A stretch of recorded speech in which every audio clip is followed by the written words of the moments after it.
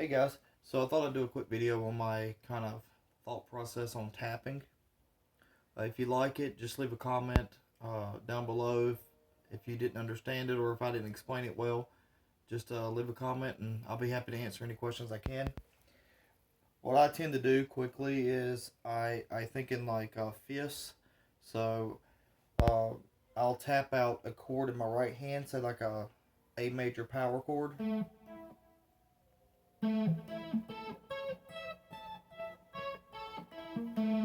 then the left hand, since E is the fifth of A, I'll come down and I'll maybe do like just a 2 fret spread between the two, all the way down, and I just use that to tap through. So it sounds like kind of like this, slow. Turn this up a little bit.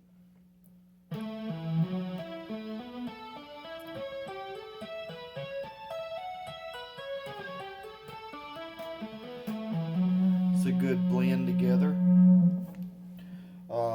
I'll play it a little faster, and I do tend to go down and back up, so it sounds like this. And